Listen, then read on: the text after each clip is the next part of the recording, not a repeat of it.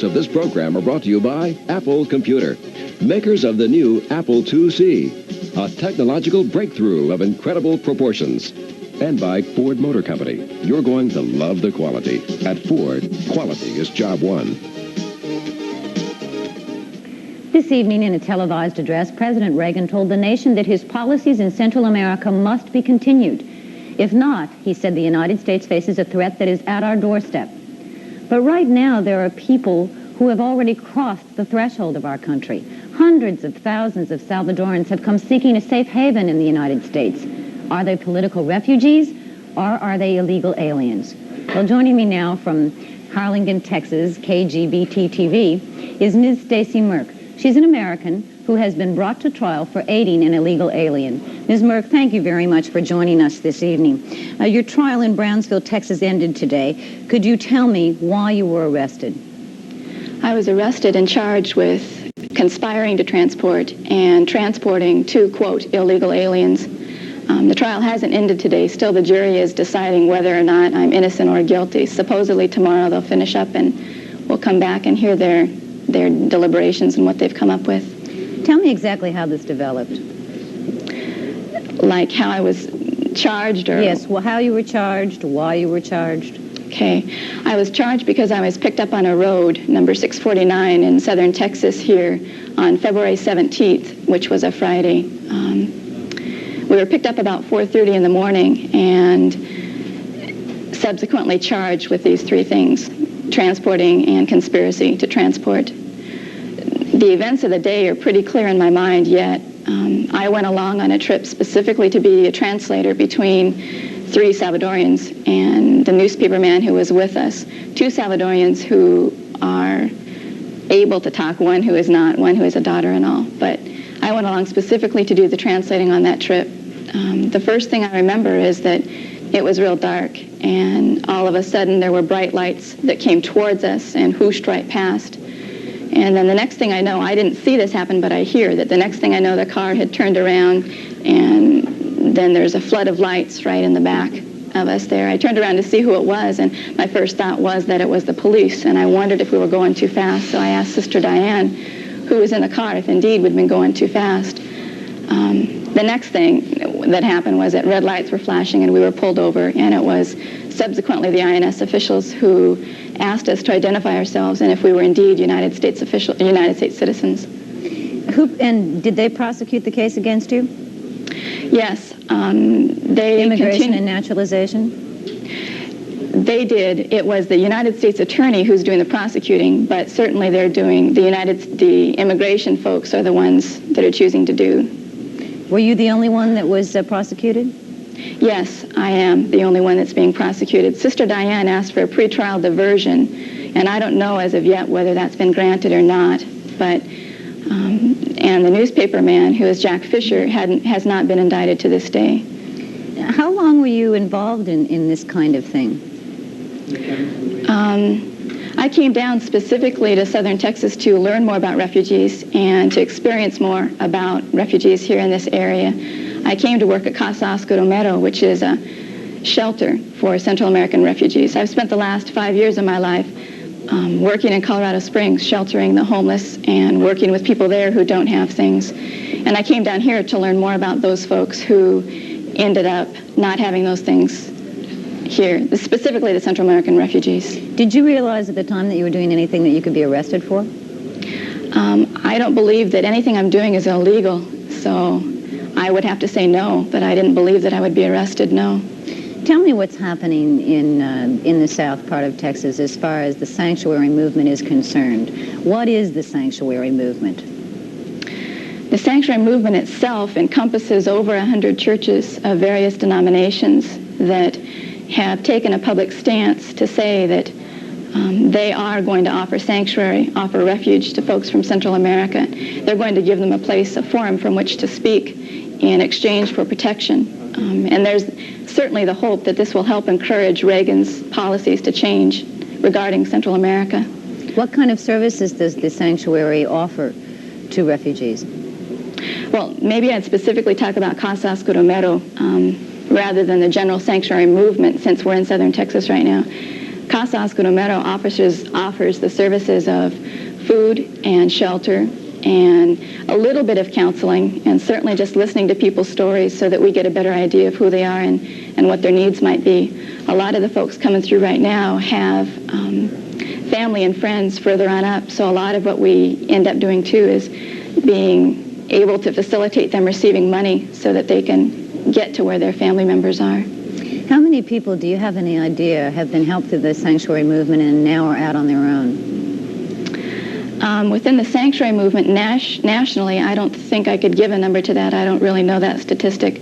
I do know that over 1,000 persons have come through Casa Oscar Romero since it's been open, which has been for the last 2 years or so. Now, going back to the fact that you said you still don't think you did anything illegal, when I asked you, did you have any reason to be surprised when you were arrested? You said that, had you known it was illegal, would you have still participated in your desire to help other people? I think there are two things we're dealing with there. Certainly, number one is my belief in God's laws that I am called to shelter the homeless, to feed the hungry, and to welcome the stranger. Certainly there is that. The second thing that I'm dealing with there and that we're dealing with is the fact that I believe the laws of the United States offer political asylum to persons here. Specifically in the 1980 Refugee Act, these folks are allowed the right to be here to apply for political asylum status. So I think we're talking about two levels here. Number one, a government level, which I believe I'm not guilty of anything there, and number two, God's level, which I know I'm not guilty of disobeying his laws. Did you plead not guilty? I pled innocent. Yep. And now, is this the first time that the United States government has used legal action against sanctuaries?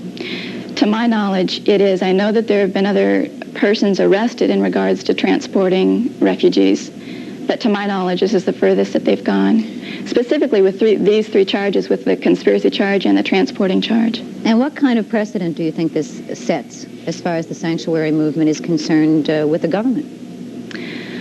I would hope a couple precedents. One is that I would hope it would assure refugees who are in this southern district of Texas that when they go into the Harlingen office to apply for political asylum status, that they won't be arrested, thrown into jail, where their possible deportation proceedings could happen before their subsequent hearings could happen.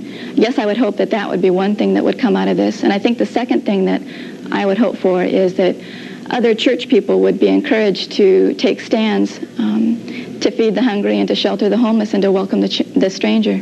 But what if the precedent that it really sets is in the minds of the people who are involved in the Sanctuary Movement, and therefore, out of fear of being arrested or out of fear of breaking the law, that these kinds of actions stop? I know that won't be so. I went to Tucson a couple of weeks ago for a Freedom Seder where 142 church persons, signed a statement saying that they were legally, because of the laws, the 1980 Refugee Act, they were legally transporting Salvadoran refugees to this Freedom Seder, to this Freedom Supper. The church is supportive. The church is strong, and the church is coming out stronger. People who have been sitting in the courtroom these past days, people are coming out of the woodwork. I doubt that they'll be scared by this.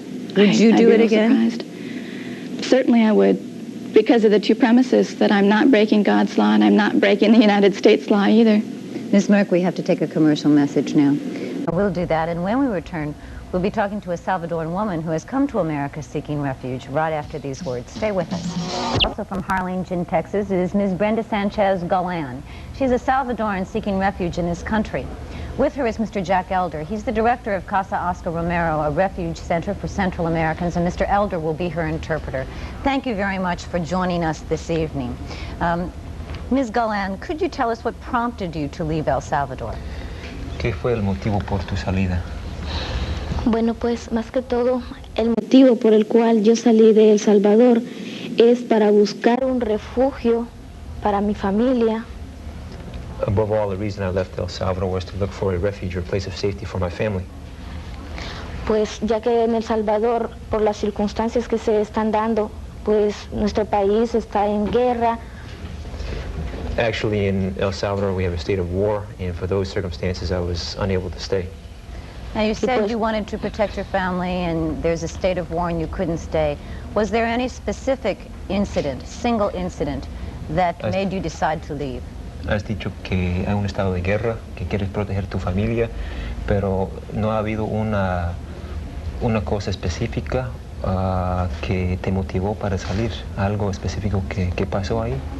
Sí, más que todo, pues nosotros, los que estamos pues involucrados en este caso de inmigración con la señorita Stacy, pues llegamos aquí a los Estados Unidos por la razón de que nosotros en El Salvador trabajábamos con las iglesias de El Salvador. Those of us involved in this case, along with Stacy, arrived here in the United States precisely because in El Salvador we were involved with church work with refugees. Pero en nuestro país existe, pues, no se puede decir una ley, sino que hay ciertas personas que están viendo, o sea, queriendo destruir el trabajo que realizan las iglesias en El Salvador. In my country of El Salvador, a certain group exists whose aim it is to destroy or undermine the projects of those of us who are working with the refugees and church-related projects. And you specifically felt that your life was in danger and therefore you had to leave? ¿Y tú personalmente te sentías algún peligro de tu vida? Bueno, se puede decir de que sí, porque soy una pues, de las personas que he trabajado mucho con las iglesias, con ayuda para refugiados que salen de las zonas de conflicto. I would say yes, because I was one of those persons who was involved in a church-related project working with refugees who were leaving the war zones. How did you leave El Salvador? ¿Cómo saliste de tu país? Pues no sé hasta qué punto pues... Pues siempre protegiendo los contactos, pero ¿en qué forma? ¿En autobús, bueno, pues, en avión? Sí salí por avión, pero la cuestión es de que siempre ayudada por las mismas iglesias, siempre protegida por las iglesias. I left El Salvador by plane, but at each step of the way I was protected by people related to the church. And who left with you? ¿Alguien se vino contigo? Sí, veníamos, no solamente yo, sino que veníamos un grupo de trabajadores con la iglesia, o sea, colaboradores que trabajamos a tiempo completo y voluntariamente con los programas de ayuda social. I didn't come alone. I came with a group of co-workers who were working in the same church-related project with refugees. And what of your family? ¿Y de tu familia? De mi familia solamente salimos mi hija, el papá de ella y yo. Okay, of my family, the father of my child, myself, and my child were the three who left. And you left other family behind? ¿Y has dejado algunos familiares allá atrás? Sí, ha quedado, pues la mayor parte de mi familia pues ha quedado allá y hasta la fecha yo temo por ellos. Yes, the majority of the greater number of my family members have remained behind, and that causes me some concern. You evidently were concerned enough, though, for the safety of your family to take the chances that you did to escape El Salvador and to really, I guess, be brought into this country without going through proper channels. So someone had to sneak you into this country, and you were taking risks along the way. Tell me about that. Dice que fue importante para ti salir por los motivos que nos ha contado, pero por todo el camino hubo riesgos. ¿Qué clase de riesgos y cómo fue el viaje?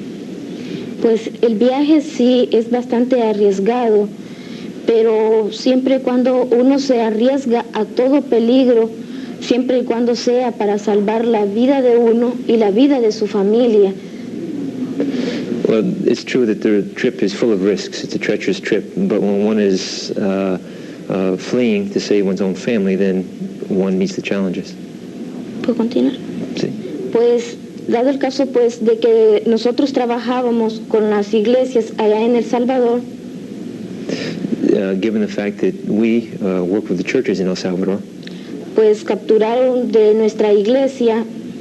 They captured from our church. Capturaron a nuestro pastor, al doctor que prestaba ayuda médica a estas personas refugiadas. In these projects of refugee aid, both our pastor in our church and a doctor who was offering aid to the refugees were both captured by the government. Ellos fueron capturados a principios del año pasado They were captured at the beginning of last year. y fueron cruelmente golpeados y torturados They were cruelly tortured and beaten por las autoridades de nuestro gobierno. by government authorities. Luego después, a finales del año pasado, At the end of last year, pues también de la misma iglesia, también capturaron al contador de la iglesia y a la secretaria de nuestro pastor. out of the same group of church people helping refugees, the accountant for the group was captured as well as the secretary to the pastor. Pues esto nos motivó más a salir, This was one of the immediate motivating factors of our departure. pues sabíamos que los próximos éramos nosotros. We calculated that the next people to be captured would be ourselves. Fue por esa razón de que nosotros, ayudados con las iglesias, pues salimos de El Salvador. For this reason, and helped by the churches, we were able to leave El Salvador. So the churches helped you. Was there an underground network that you had heard of for the escape that the churches arranged? ¿Qué clase de red o qué clase de gente te ayudaba de la iglesia? ¿Era en forma legal o clandestina? O... Bueno, pues en El Salvador se puede decir de que todo se hace clandestinamente, por la razón de que si se hace una cosa abiertamente, pues no lo dejan que uno termine. You might say that in El Salvador everything's done in a clandestine fashion or secretly, because if one was to help the refugees, for example, very openly, then most likely your project would not be allowed to finish. So you were aware of the underground network and perhaps involved in it. Entonces, ¿te diste cuenta del red subterránea, como se dice, que prestaba ayuda a algunos que salían? Sí, me di cuenta y por esa razón nosotros decidimos pedir esta ayuda y llegar hasta México, donde también pues pedimos ayuda siempre a las mismas iglesias. Yes, I became of the network of help that was available. For that reason, we utilized it to get to Mexico City, and there also we were helped, again, by the same church people. Did you ever consider going anyplace other than the United States? ¿Pensaste alguna vez ir a otro país, además de los Estados Unidos? Bueno, sí pensaba quedarme en México, pero yo consulté eso a los miembros de esta iglesia de aquí de México y ellos me dijeron de que en México no me podría quedar porque no había un asilo o una ayuda para refugiados de El Salvador. I thought initially I would stay in Mexico, but in consulting the matter with the same church people in Mexico City, I was told that there wouldn't be any safeguards or any asylum available for me in Mexico. Pero sí me dijeron de que al llegar aquí a los Estados Unidos podría llegar a legalizarme pidiendo un asilo político. But I was told that here in the United States that getting to this country that I could undergo a process of legalization through the political asylum process. And how were you able to get to this country? What were the actual physical movements that you had to make, and how did you have to make them? ¿Cómo fue posible tu llegada aquí a los Estados Unidos? En forma física, ¿cómo te moviste? ¿Cómo se movieron para llegar aquí al sur de Texas? Bueno, más que todo, pues fui siempre ayudada, llegué a la capital de México y luego pues estas mismas iglesias me ayudaron a llegar hasta la frontera y luego pues me dijeron de que de allí de la frontera para acá tenía que ver cómo hacía yo para poder pasar. Luego, estando aquí al otro lado, pues iban a algunas iglesias me podrían ayudar. That helped by the same church groups that helped me get to Mexico City, I was able to make it to the border area between Texas and Mexico. There I was just told to get across the border, and that once I was on the American side, that there would be some church groups willing to help me. Y bueno, luego pues llegué aquí a los Estados Unidos y pedí ayuda a la primera iglesia que yo encontré y pues ellas me dijeron de que sí, que me podrían llevar a un lugar donde sí me iban a atender como un refugiado. The first church I came to, I was told that yes, they would take me to a place here in the valley where I would be taken care of as a refugee.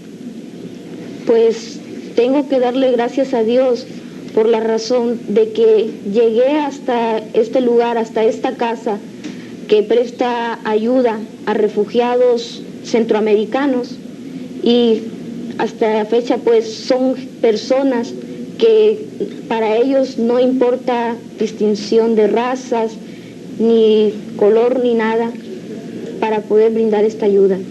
At times I must give thanks to God for the help that I received at that house, the help that's given to all Central Americans without any distinction as to their race or as to their beliefs, and it is continuing to assist Central American refugees. What will happen if you're deported? ¿Qué te pasaría si te deportara? Bueno, en el caso de deportación, pues sería franca al decir de que si yo regreso a El Salvador, peligra mi vida, la vida de mi niña y la vida de mis demás familias que están en El Salvador. If I would return to El Salvador, not only my own life, but the life of my child, the life of the rest of my family members would also be in danger.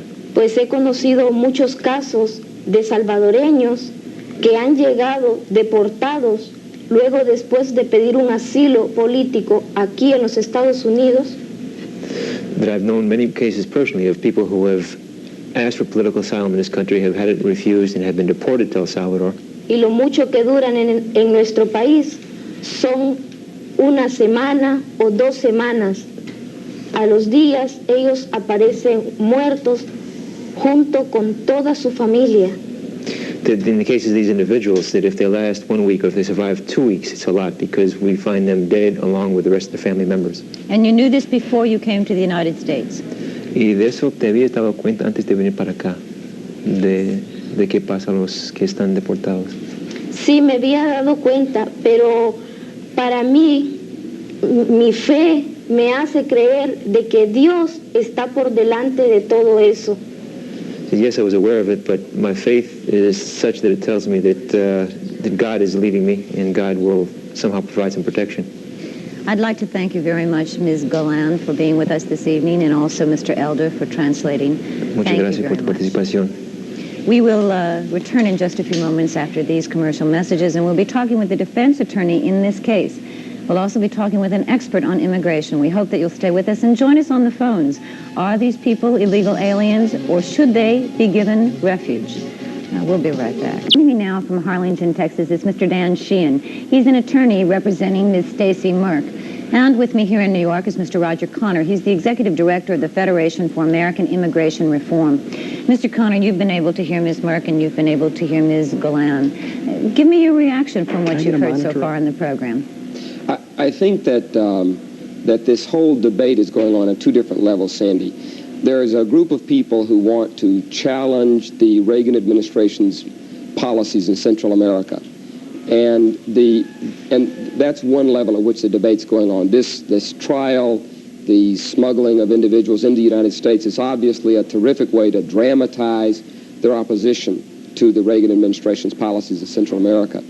But if you get off, and I'm not an expert on Central America and what the policies ought to be, I'm knowledgeable about immigration. If you get to the level of immigration, I think that what's been said here is really not focused on the real problem, and that the Sanctuary Movement is the wrong solution because they focused on the wrong problem. You see, I think there's general agreement that many of the people who have left El Salvador to come to the United States, left to come here and work illegally, left and came here to work illegally. And I think there's general agreement on that. There's also agreement that there are some people who are fleeing from political persecution in El Salvador to come to the United States and who have a right under our laws for political asylum. Now, the problem is how we have a process that allows political asylum to true political refugees without encouraging even greater illegal immigration into the American job market from El Salvador than we've already got. So it seems to me that the real solution to the problem being talked about of people living in El Salvador, living in areas that are displaced by fighting, where they're fearful of even just being caught between 2 fighting armies, the obvious solution is to provide safe refugee camps in the surrounding areas so they don't have to have enough money for an airplane flight to fly out of there, which most people in that war-torn country cannot afford an airplane flight, don't have church people to pay their way and bring them up to the United States. You see, the great majority of displaced persons, or potential displaced persons in El Salvador, can't be helped by this movement that's being described here. The only way to help them and the way to help those who are truly in fear for their lives is to involve the United Nations High Commissioner on Refugees, the Organization of American States, to provide safe, secure refugee camps outside the area of fighting, so that when people are fearful of their lives, they can go there, and then when the fighting ceases, they can go back home, all right, as opposed to coming to the United Sheehan States. if he agrees That's with the that. solution. Mr. Sheehan, is that the solution? I'm sorry, I cannot hear you, Mr. Sheehan. Can you hear me now? All right, now I can, yes. The gentleman may consider himself an expert on the technicalities of immigration law, but he knows virtually nothing about what's going on in El Salvador.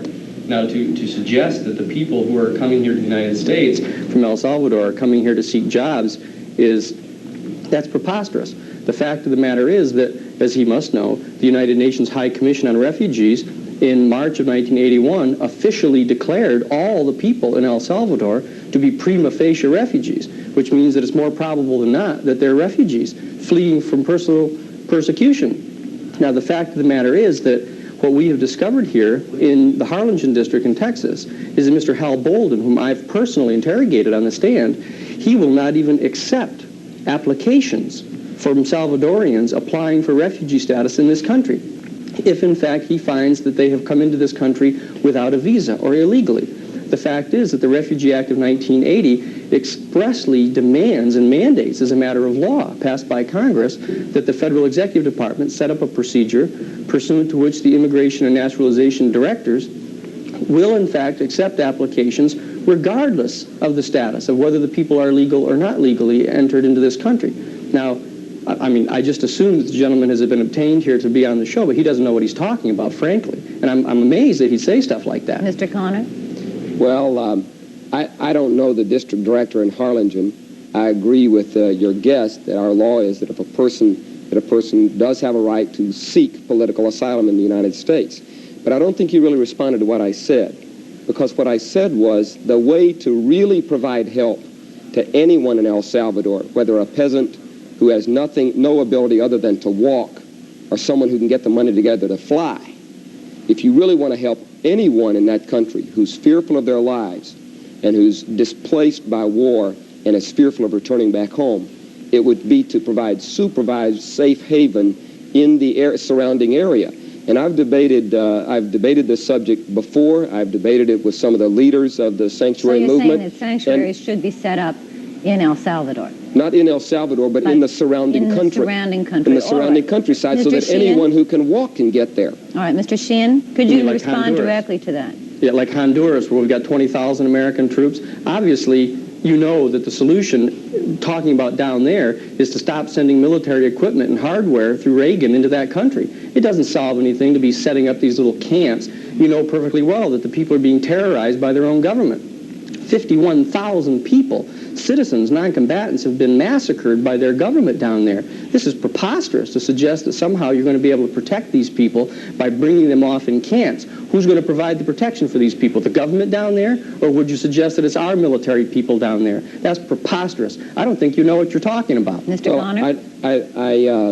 This gentleman wants to argue Reagan's Central American policy. No. I want to talk about you're saying that these people can be protected. That you're saying these people can be protected by putting them in camps. All right, Mr. Sheehan, you obviously didn't listen first to me, but that's okay. I mean, your game is to argue with Reagan, and I don't have any dispute. You argue Reagan, what he's doing is wrong, 51,000 people killed by the government, so on, all you want.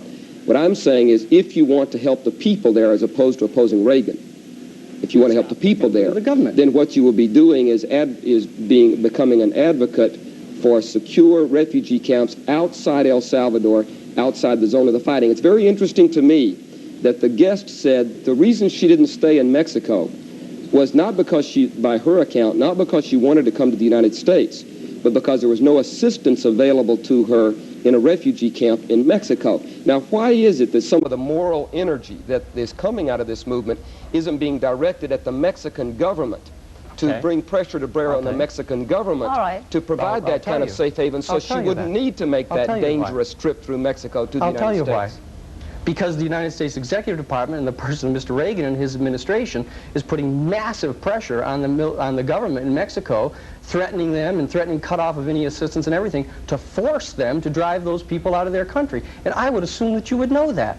But if he's forcing them to drive them out of their country, then he's forcing them into this country. Because that's where they're sending them. What he's trying to do is he's trying to force them out of this country and force them out of Mexico to make them stay there.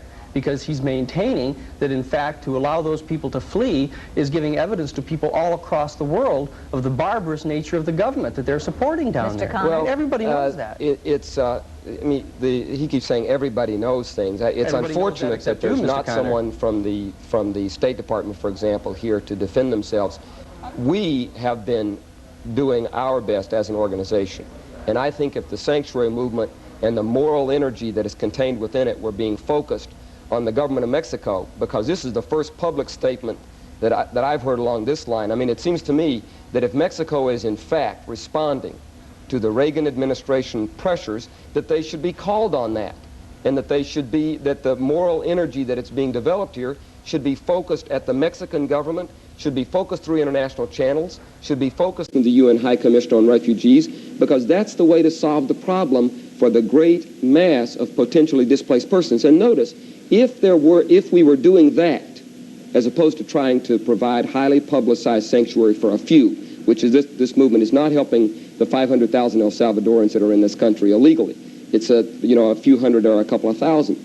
It's drama. It makes good media. And if you want to oppose Reagan's policy in Central America, it's a terrific tool. But if you want to help people, if you're concerned about those displaced by the fighting, most of them can't afford the bus trip, let alone a plane trip out of El Salvador. And so you will be bringing pressure through international channels on the government of Mexico and other surrounding governments and the United Nations High Commissioner on Refugees to provide safe haven nearby. Because there's a very interesting thing. If there was safe haven nearby, for one thing, as soon as the fighting died down, the people would easily be able to return home. Not so easy when you're in Harlingen or Chicago. Second of all, if anyone is deported from the United States, just one more thing. If someone's deported from the United States, the government here decides that they are not, in fact, a political refugee and they are deported. By having safe haven in the nearby countries, if that person, in fact, believes that the government is wrong, that their life is in danger, there'd be a safe place for them to go to. Now, it wouldn't be the great improvement in the potential for jobs and so on that coming to the United States is, but it'd be safe. So the people whose only motive is to flee for their safety would have a place to go. Those whose real motive is securing job in the United States, they wouldn't want to go to such a refugee camp. So you see how that solution tends to protect those who are in danger without encouraging people to violate our laws. Now, it seems to me that's what we ought to be aiming at. Let's get the reaction from Mr. Sheehan. Yes, you may. Thank you. I don't know where you get this fantasy about these people coming to our country seeking all of our jobs around here, other than the fact that it seems to be politically palatable for you to say that, and not to talk about what's causing the people to flee down there, really, that everybody knows. The Catholic Church knows that, the United Nations knows that, Amnesty International knows that. I mean, I don't know exactly where your interest comes from in advocating some fantasy that we set up just secure camps down there. Who do you plan to have guard those camps down there? Do you want to send in United Nations troops? Do you want to send in American troops? Do you want to send in Mexican troops? Who's going to guard those camps from their government? You don't listen to me. I didn't. Yes, I do. I said outside El Salvador. Where? Outside in southern Mexico, for example. In southern Mexico. You see that there's one little fact that you're ignoring in all this. Well, what's and that that is little fact? That the great majority of El Salvadorans who are in the United States illegally came here before the fighting ever started. And yet you're sitting there trying to tell a national television audience that the only reason that people are leaving El Salvador is because of the bad government that's there. Well, when did the fighting start, according to you? The recent fighting that the recent government I want your great expertise on this, since they've been killing people and slaughtering people since 1976 down there. Or didn't you know that, since you don't know what's going on in El Salvador? Well, didn't you know that? We can you can go back and forth all day. There's been illegal immigration into the United States from El Salvador for the last 20 years. Oh, so that you're talking about a 20-year problem? I think all the American audience knows that the problem that's being talked about is the influx of people since about 1976 in the last handful of years. And that's fighting and slaughter. No, I don't agree with that. That's not a correct statement. So if you're saying it's a problem since before 1976 for 20 years? Yes, absolutely. Well then, 20 years ago, it might have been okay to set up some kind of haven for the people down there. The fact of the matter is now that since 1976, the right wing under Dubuisson and Ordin and all of the others that have been verified uniformly by all of the investigating teams that have been sent down there, except by Mr. Reagan and Mr. Kissinger, have verified that the people are being systematically exterminated down there. You cannot set up safe havens for them. The United States not in El Salvador, has put up such you pressure on them. certainly can set up safe haven for them in southern Mexico with the support of the Mexican government. My comment? That the fact of the matter is, the United Nations High Commission now, whom we have spoken with, and you may not have spoken with in Mexico, says that they have been interviewing Salvadorian refugees who have been coming into Mexico, and that they find that well over 55% of all of those people qualify under the United Nations definition of refugees as fleeing for fear of persecution. So why then isn't the Mexican government providing them refuge? The Mexican government and why are you pressuring the Mexican government as much as the U.S. government? Because I live in America. I live in the United States. I vote in the United States. I am responsible for what the United States government is doing down there. I'm not a Mexican. I don't vote in Mexico. It's clear that you go down and they'll say, deal with your own government. Deal with them. This is where I, as a voter, have an effect. But with the sanctuary movement... Pardon? With the sanctuary movement, it is a movement that can concentrate its efforts wherever it chooses. The sanctuary movement is made up of American citizens who can focus on our government policy. It's the old story, Sandy. If a doctor sits in an office and people keep coming into his office with broken legs, he can either treat the broken legs or he can go out and try to find out that there's a major pothole in the street in front of his house and they're all falling in and getting a broken leg. The fact of the matter is that just tonight, President Reagan came on and told the American people that we need massive, excuse me, I can't even believe it, military expenditures to go down and crush the citizenry down there who oppose those people in power. Now, that's no solution. I thought we learned that in Vietnam. I thought we had learned that type of thing. But the fact is that they're functioning on this fantasy of ignoring what's the source of the problem down there. Unfortunately, he wants to argue Central American policy. That's fine. Reagan spoke tonight and so on. And we really should stick to immigration. But if we want to talk about immigration, yes, it's got to be put in context, because we cannot have a policy for El Salvador that we're not also going to apply to South Korea, to Taiwan, to the Philippines, to Mexico, to Haiti, to the entire Caribbean, and so on. You see, unfortunately, the world in which we live is one with 4.5 billion people. There are going to be 6 billion people by the year 2000. In Latin America alone, the labor force is going to grow by 80 million people in the next 17 years. So the United States it is not a solution to offer to say that everyone who is in a country that this gentleman feels is a bad government, is a repressive government, is a right-wing or a left-wing, and killed by their people, by their government. One moment, Mr. Sheehan. That in every country in the world where this is going on, that the solution is for everyone who can get out to come to the United States. That's not a solution. All right, we have to stop right here and take a commercial message, but it gets down to the argument of, are we a country that has our arms open to everyone for refuge as the country was started? Or the other question, though, Mr. Sheehan, that I have to pose to you, how much can this country hold? So there are two very important points going on here, opposite points of view. We'll continue this conversation as soon as we return, and we'll be getting to your phone calls as well. Yes, I agree with Mr. Connor that we have focused attention in the wrong place on this issue, that we're talking about what's happening in El Salvador rather than what's happening on our borders in relation to the immigration laws of our country. And Mr. Sheehan seems to reinforce this. I have to ask you to get to your question. Can you get to my comment is directed toward the young woman who has been charged with aiding an illegal alien to come into the country. Yes.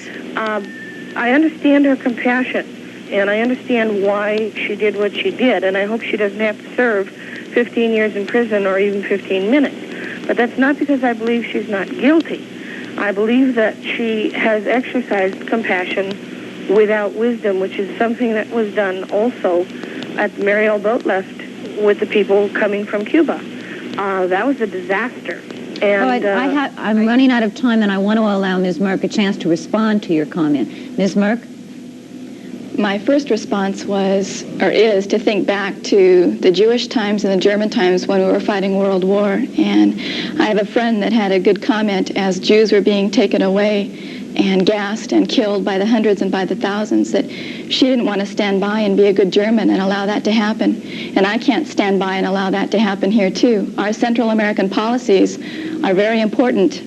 The bullets that we send down to Central America, specifically to El Salvador, are the ones that are causing these refugees to come up here. So it seems very clear to me that I'm exercising wisdom and compassion both. Line 1, you're on the air. Go ahead, please. Thank you. Sandy, I would like to know, why are the immigration policies so changed from Second World War? I mean, at that time, the DPs, and I'm one from Estonia, had to flee from communist terror. We had to go through 20 years of waiting on a quota system. We had to produce health certificates, police certificates, and either a job or a bank account so we wouldn't be a burden on the country. And now all of a sudden, the floodgates are open and we have to support all the illegal aliens. All right, thanks for your question. I mean, this brings up another point. In World War II, a lot of Jews had to go to South America because they could not get into this country. They weren't able to get papers to come into this country for refuge. Sandy, the caller just a moment ago made the point that immigration overall is out of control today. Legal immigration and illegal immigration are all out of control. And one of the objectives that we have is, if we have an immigration policy that is under control, then it is possible to deal with situations where you need to bring a group of people into this country in order to save their lives, and priority can be given to the true political refugees.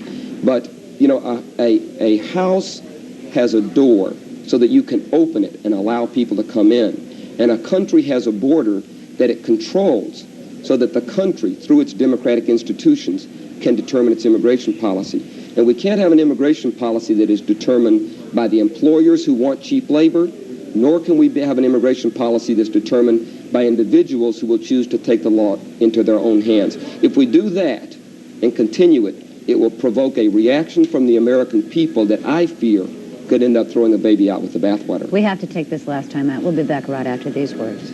I want to thank my guest in Harlingen, Texas, Ms. Stacy Merkt. She was brought to trial for transporting an illegal alien from El Salvador, and most likely the verdict will be in on that case tomorrow.